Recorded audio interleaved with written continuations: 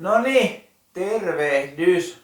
Ajattelin tehdä tästä tällaisen videon, kun olen lähdössä Tukholman maratonille nyt lauantaina ja olen tutustunut reittiin. Meillä on täällä kartta, mihin on merkattu nyt kaikki nousut. On juomapisteet, on suunnitelmat tehty todella tarkkaan yhdessä. Co-pilotin kanssa on hionut näitä suunnitelmia ja tarkoituksena on yrittää negative split-mallilla, eli ensimmäinen puoli aika hitaammin ja jälkimmäinen kiristäen. Ja suunnitelmassa on toki huomioitu nyt kaikki reitit tai nämä nousut ja muut, plus meikäläisen omat kunto-odotukset ja muut. Että 2022 olin edellisen kerran Tukholmassa, tein oman ennätyksen ja se on nyt se minimitavoite sitten tälläkin kertaa, että muuten on kyllä 4 tunnin alitus on se, mikä on mielessä. Mutta miten tämä nyt liittyisi tähän mun oman kanavan vinylihommiin on sillä tavalla, että käydään tämä reitti läpi vinylisuosituksilla, eli minkälaisia ajatuksia sitten tämä reitti ja vinylit yhdessä muodostavat. Mulla on totta kai 10 ruotsalaista levyä tässä näin, niin lähdetään liikenteeseen.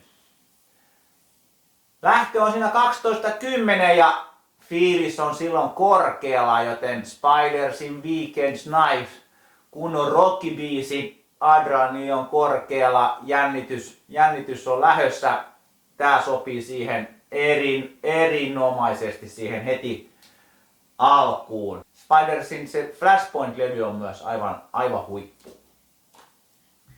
Siinä kun on lähtö, lähdetään kuin varsat laitumille, eli hirveä lähtö tarve on siinä.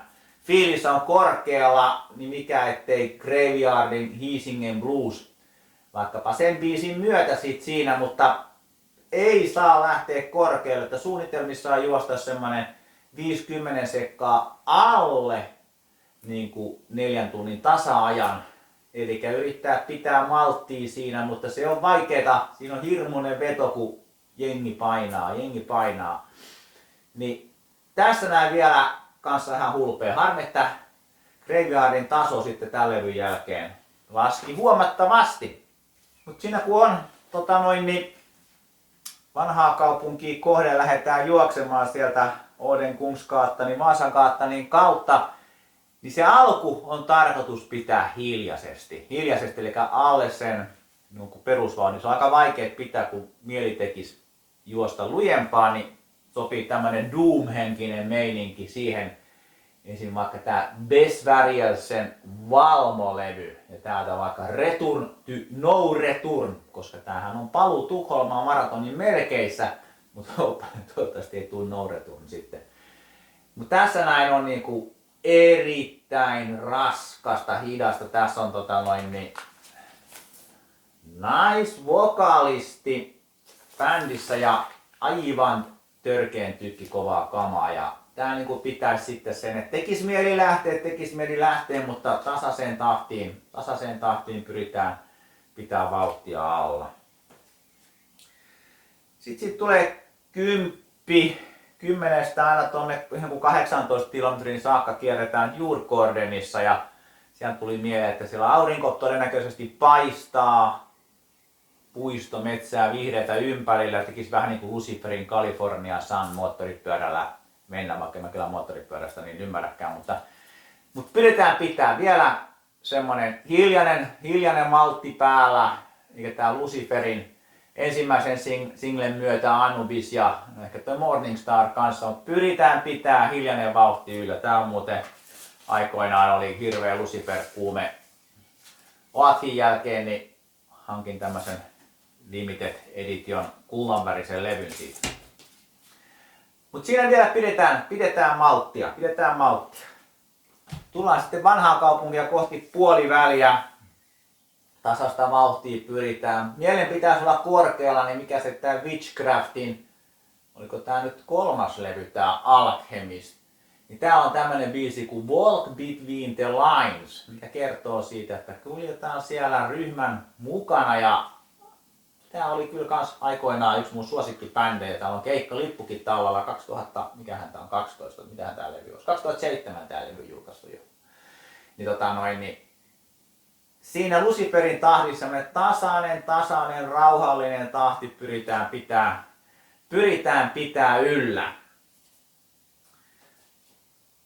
Sen jälkeen alkaa nousu Södermalmille 22 kilometrin kohdalla. Tämä on niin kuin aika tärkeä niin kuin pointti tässä juoksussa. Tässä kohtaa, jos pidät liian kovaa vauhtia, sä hyydyt. Se on se Södermalmilla, nämä isoimmat mäet on siinä heti kun noustaan ylös Katarina Vägeniä pitkin. Niin siinä voi olla, että siinä kohtaa on jo mielessä Sheet System ja Helvete Marschen, että mitä tämmöisiä on lähetty, kun nousuja riittää siinä kohtaa, niin pyritään kuitenkin pitää mieli korkeana ja tässä kohtaa, jos on sattunutkin lähteä jäniksen mukana, niin tässä kohtaa on viimeistään tarkoitus jättäytyä jäniksestä semmoista pari minuutin taakse iskuetäisyydelle.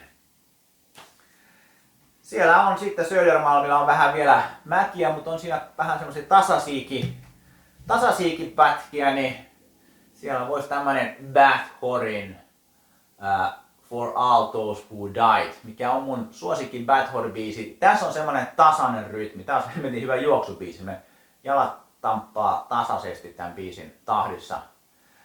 Tätä ei ole valitettavasti mulla kuin tää CD, mutta on äärimmäisen hyvä levy kyllä. Niin tasaisen Bathorin tahdissa mennään niin kuin Södermalmin läpi.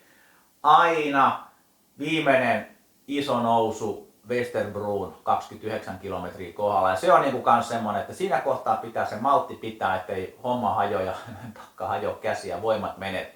Mulla on ollut aikaisemmissa maratonissa just sen 30 jälkeen niinku, on jo sun liian lujaa ja sitten on tullut niinku totaalinen väsähdys ja nyt on Tukholmaan vielä luvattukin vielä aika lämmintä säätä. Mut siitä Westerbrunin yli on päästy 30 kilsaa.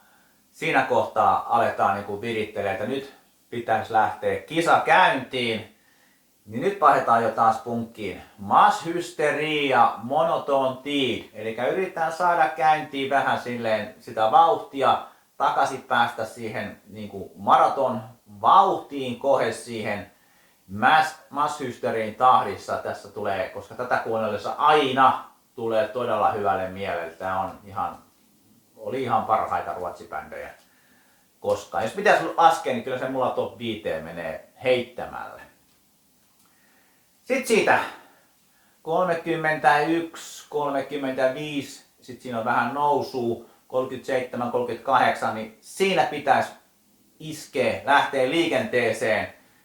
Pistetään hardcore käyntiin ja Vidro, Up Till Dance.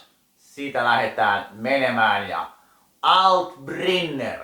Kaikki vaan palamaan ja tää on tämmönen hauska keltainen levy. Hardcore päälle, yksi Ruotsin kovimpia hardcore-bändejä tällä hetkellä ehdottomasti. Lepiksessä nähty, sit on videokin tuolla mun kanavilla, niin aivan huippumeininki. Vidron tahtiin, siitä käynnistetään. Ehkä vielä varovasti, mutta lähdetään niinku painamaan, juoksemaan, jos on jäniksistä jääty pahasti, tai pahasti 2-3 minuuttia maksimissa. Yritetään juosta niitä kovasti kiinni. Sitten 40 jälkeen, siihen 40 saakka, sitten isketään kaikki mitä on jäljellä, eli Jan Weipen Attack, Mob 47 ja näillä tahdeilla painetaan ihan sinne loppuun saakka ja toivon mukaan alle 4 tunnin. Tai menehän se, kun mä oon suunnitellut niin hyvin, nyt ei tarvitse enää mitään muuta kuin mennä ja juosta. Mut tää oli mun vinkkivideo, millä biiseillä, millä levyillä Tukholman maraton alle 4 tunnin, millä musilla sinä laittaisit tän homman kulkee. Ei mitään, mutta nähdäänpä taas tulevilla videoilla ja varmaan sieltä Tukholmasta sitten jotakin rapsaakin tulee. Kiitoksia ja moi!